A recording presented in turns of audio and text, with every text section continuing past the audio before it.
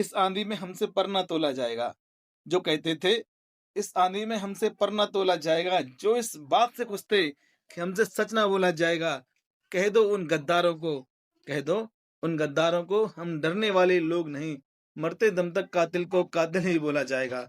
सम्मानित साथियों, नमस्कार, जय हिंद, जय भीम, जय भारत, जय संविधान। एक कहावत हम बचपन से सुनते चले आए हैं। आपने भी सुनी होगी, हमारे बुजुर्गों ने भी सुनी है। बुजुर्गों ने हमें सुनाई, हम आपको सुनाते हैं कि राम नाम जपना, पराया माल अपना। इस कहावत को अगर किसी ने सिद्ध किया है, ये भारत में कहावत बड़ी ही अच्छी तरीके से प्रचलित प्रचलित थी, लेकिन इस कहावत को किसी ने इंटरनेशनल लेवल पर या मान लीजिए पूरी दुनिया में फेमस किया है, या ये आप ये मान लीजिए साफ शब्दों में, या किसी ने भारत की पूरे विश्व में यदि फजीहत कराई है, फजीहत का मतलब तो आप समझते हैं, बेइज्जती या बदनामी कराई है, तो वो कराने वाले गलगोटिया यूनिवर्सिटी के प्रोफेसर हैं, उसके संचालक हैं। वो कैसे? वो मैं आपको बताने जा रहा हूँ। दिल्ली में एआई समिट हुआ। आदरणीय प्रधानमंत्री श्री नरेंद्र मोदी जी ने, उनके साथ 2-2 मंत्री चल रहे थे। बड़े सुंदर फोटो आपने देखी होगी, लेकिन आपने ये नहीं देखा होगा कि उस एआई समिट में हजारों करोड़ रुपए लगा करके जो एआई समिट हुआ, उसमें गलगोटिया यूनिवर्सिटी की प्रोफेसर नेहा सिंह ने एक रोबोट पेश किया। एक चाइना का कुत्ता चाइना का कुत्ता वाला रोबोट पेश किया, वो जो 2.5 लाख रुपए का ऑनलाइन आ जाता है।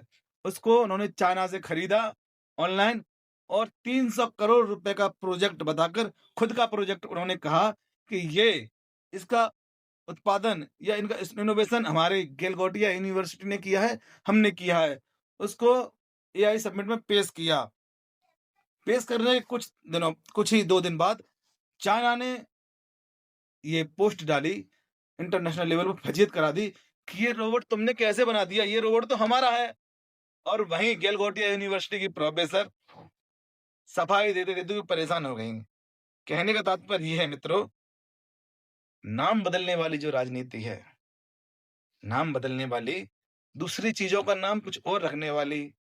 फिरोजाबाद में मैं रहता हूँ, फिरोजाबाद का नाम चंद्र नगर रखने वाली, या यूं समझ लीजिए कि मुगल सराय स्टेशन का नाम पंडित दीनदयाल उपाध्याय रखने वाली जो राजनीति थी, वो अब राजनीति राजनीति से निकलकर हमारे यूनिवर्सिटियों में लागू हो गई है। यूनिवर्सिटियों पर इतनी हावी हो गई है कि वो अब प्रोजेक्ट कोई भी हो बाहर का ला करके उस पे अपना लेवल लगा करके, अपनी यूनिवर्सिटी का लेवल लगा करके उसको पेश कर देते हैं। बड़े ही शर्म का विषय है मित्रों। पूरे विश्व भर में इस तरह भारत की फजीहत हो रही है, इसका कोई जवाब नहीं है। अच्छा, ये सोच आई कहाँ से? इस सोच को उत्पन्न कहाँ से हुआ? आज बड़ी गंभीरता का विषय है। देखिए, मैं बहुत छोटा व्यक्ति हूँ, लेकिन मैं अपने विचार अपने आपके सामने पेश कर रहा हूँ। यदि हम किसी शहर का नाम बदलते हैं, तो उस शहर का नाम बदलने में तकरीबन कम से कम खर्चा 300 करोड़ रुपए आता है। उस 300 करोड़ रुपए से यदि हम चाहते हैं उस छोटे शहर या कस्बे की आबादी का हम बहुत भला कर सकते हैं, कोई छोटी-सी फैक्ट्री या उत्पादन या उद्योग लगा करके उन लोगों को लाभ दिलवा सकते हैं, लेकिन नहीं, हमें तो नाम बदलने वाली राजनीति करनी है। वही राजनीति यहाँ इस गलगोटिया यूनिवर्सिटी पर इतनी हावी हो गई कि उन्होंने चाइना का रोबोट ला करके खुद का रोबोट बना दिया। बड़ी विडंबना की बात है मित्रों। ये ना राम नाम बदलने वाली राजनीति अपने उत्तर प्रदेश में ही नहीं, ये बिहार चुनाव में अभी अभी अभी आपने देखा होगा कि हावी हो गई थी। एक छोटी सी सांसद जिसका नाम मैथिली ठाकुर है, मैथिली ठाकुर है, जो छोटी सी सांसद है, बहुत कम उम्र की हैं, मुझसे बहुत छोटी होंगी। गायक हैं, कोई गाना वाना गाती हैं, भजन वजन गाती हैं। उन्होंने कहा कि मैं आपसे इस अली नगर का नाम बदल कर सीता नगर या जानकी नगर रख दूंगी, कुछ भी रख दूंगी। तो लोगों को इतना पसंद आया कि उन्होंने उनको विचेता करके संसद में पहुंचा दिया, सांसद बना दिया। मित्रों, ये जो देश, कहने के लिए हम कुछ भी कह दें, हम विश्व गुरु बनने की होड़ में लगे थे, हम विश्व गुरु नहीं बन पा रहे हैं। हम 100 साल पीछे चले गए हैं। चाइना आज हमसे 100 साल आगे है। मैं ये कहूँ कि हम चाइना की बराबरी कर लेंगे। हाँ, हम चाइना की बराबरी कर लेंगे, लेकिन चाइना की बराबरी हम जब कर पाएँगे, जब यूनिवर्सिटियों में ये आरएसएस, हिंदू रक्षा दल, ये जो बीजेपी के कैंप वगैरह लगते हैं ना, ये बंद हो जाएँगे और यहाँ पर सिर्फ़ समानता, एकता और बंधुता की बात चलेगी, तब हम कर पाएँगे। ये हम जब कर पाएँगे, यूनिवर्सिटियों में सिर्फ़ और सिर्फ़ शिक्षा की बात होगी।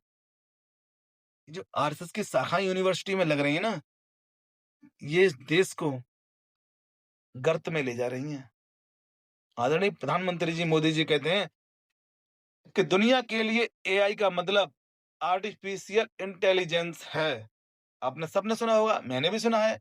टीवी पर बहुत वायरल है उनका बयान कि दुनिया के लिए एआई का मतलब आर्टिफिशियल इंटेलिजेंस है, लेकिन हमारे लिए एआई का मतलब अमेरिका और इंडिया है। मैं उन प्रधानमंत्री जी के चरणों में नमन करता हूँ। मोदी जी, आपका बहुत-बहुत धन्यवाद। विश्व में जहाँ एआई का मतलब आर्टिफिशियल इंटेलिजेंस है और आपके लिए एआई का मतलब अमेरिका और इंडिया है, यानी आपकी दोस्ती है। आपकी दोस्ती के चर्चे तो एपस्टीन फाइल में हम देख ही चुके हैं। मैं उस विषय पे नहीं कहना चाहूँगा, माफ़ी चाहता हूँ, हैं? उस विषय पे तो मैं अभी बोलूँगा ही नहीं, बाद में बोलूँगा, जब बोलूँगा तब, हैं? आप क्षमा करिए हमें, आप हमें मत बताइए। आप जहाँ जो राजनीति कर रहे हैं, वही करिए। लेकिन कम से कम आपसे मेरा हाथ जोड़ कर निवेदन है कि इंटरनेशनल लेवल पर आप सिर्फ़ फ़ोटो खिंचवाने के लिए जो वहाँ गए, फ़ोटो खिंचवाने के अलावा यदि आपने देखा होता, अगर आपको ज़रा-सी भी टेक्नोलॉजी साइंस की जानकारी होती, तो आप ये नहीं कहते कि एआई का मतलब अमेरिका और इंडिया है। यदि आपको ज़रा-सी भी गणित की जानकारी होती, तो आप ये नहीं कहते a प्लस बी स्क्वायर में जो स्क्वायर है वो कनाडा है। आदरणीय मोदी जी, आपसे मैं हाथ जोड़कर निवेदन करता हूँ, आपके चरणों में नमन करता हूँ कि प्लीज़ मोदी जी, इस राजनीति को सिर्फ़ राजनीति का अखाड़ा रहने दीजिए। इस अरंगल बातों को, बेतुकी बातों को आप यूनिवर्सिटी तक ना पहुँचाएँ। प्लीज़ आपसे हाथ जोड़ के मेरा निवेदन है। और इस वीडियो के माध्यम से मैं उन लोगों से भी कहना चाहता हूँ, जो कल तक सड़कों पर थे और अभी भी यूजीसी का जो विरोध कर रहे हैं, यूनियन ग्रांट कमीशन का जो विरोध कर रहे हैं, कि ये जो यूनिवर्सिटी है ना, गलगोटिया यूनिवर्सिटी, इसमें 99% जो प्रोफेसर हैं, वो अपर कास्ट के हैं। यदि इसमें एससी, एसटी, ओबीसी के प्रोफेसर होते, तो आप गला फाड़-फाड़ कर चिल्ला रहे होते। ये जो एक दूसरे को नीचा दिखाने की आप बात करते हैं, समानता की बात नहीं करते, ये हमारे देश के लिए बहुत ही खतरा महसूस करने वाली बात है। यदि आप इसी तरह हमको नीचा दिखाने का कार्य करते रहेंगे, एससी, एसटी, ओबीसी के लोगों को नीचा दिखाना अपना अधिकार समझते रहेंगे, तो यूनिवर्सिटियों में ऐसा ही होता रहेगा और हमारा देश गड्ढे में जाता रहेगा, क्योंकि द्रोणाचार्य अब जंगलों में नहीं पाए जाते हैं। द्रोणाचार्य अब आपसे आपका अंगूठा नहीं मांगेंगे। द्रोणाचार्य अब यूनिवर्सिटियों में, कॉलेजों में पाए जाते हैं, जो आपके नंबर काटते हैं, आपको वहां तक पहुंचने नहीं देते।